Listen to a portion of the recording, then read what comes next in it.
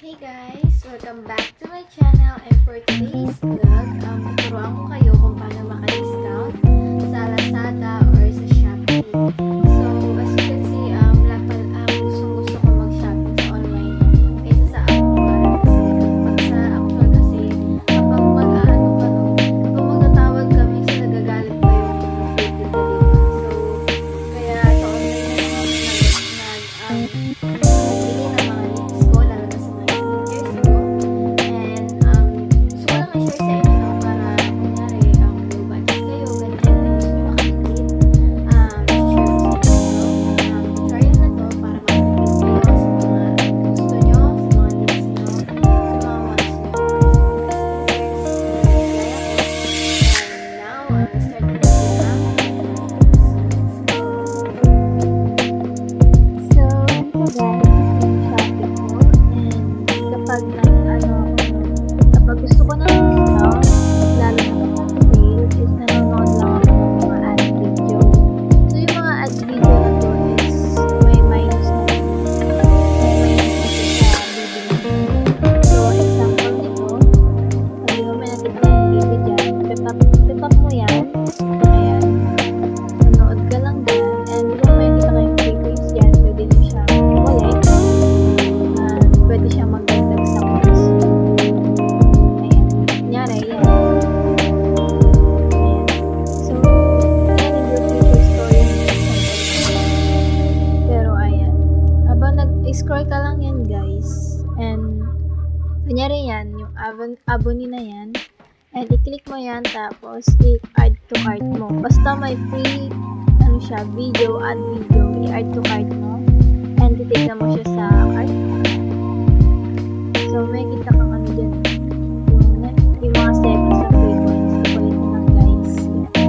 Para magka-free coins kayo, parang piso, ganun siya. Ayan. Manonood ka lang yan, tapos i-collect mo free coins sa taas. May kita ka din. Ayan. Pagpapap yan, tapos i-collect mo yan. Ayan. So, ganun yan. So, yun na nga, na-advocate ko na yung product na yun. And, ang ayaw ko lang no, kapag nag-add video ako, kailangan hindi 99 plus sa free add video. Kailangan pa ng mga 300 plus, 200 plus.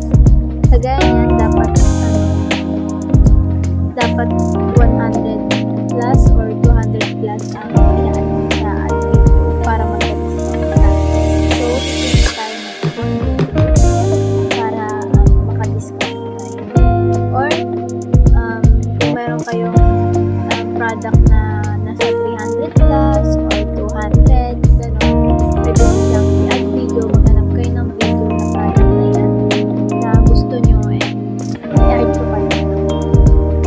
Tapos mahanap nyo yung product na yun sa cart. So, ayan, kunyari yan, no, nasa 1,000 yan. Tapos, ayan, no, may 20% off ka na kapag 1K yung ginastos mo sa shop. So, ayan. And may free shipping discount natin. But kapag sale lang. Kapag hindi sale kasi, minsan free shipping 65 pesos kasi dito sa atin. So, yun ang problema ng sa Shopee kapag hindi sale, may shipping fee, but merong free ad video na discount. So, kagaya niya, so, ayan, product na yan, nagka-discount ka ulit. 4,000 plus or 3,000 plus na ganyan lang. Mas bumaba, diba? So, gusto nyo pa ng coins. Yung coins kasi nakakabawas yun sa bibili nyo. Nakakabawas ayan. Kunyari, yung piso, mag-itindos, ayan. Kukolek lang kayo dyan, tapos pwede siyang i-discount sa product na bibili. So, if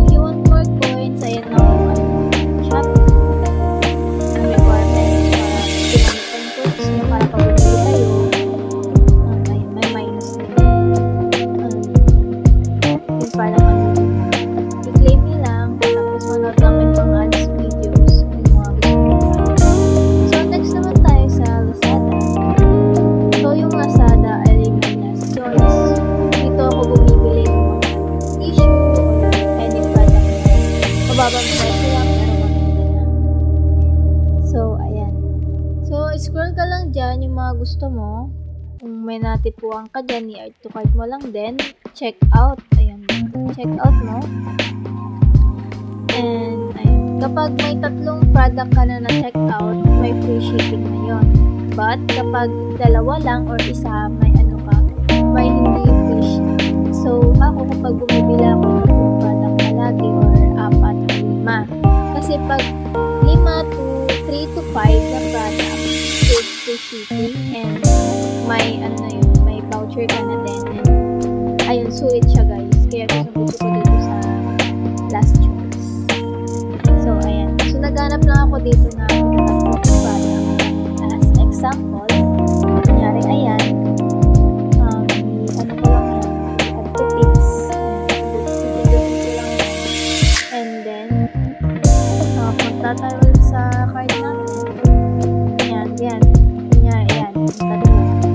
Pag check out mo yan,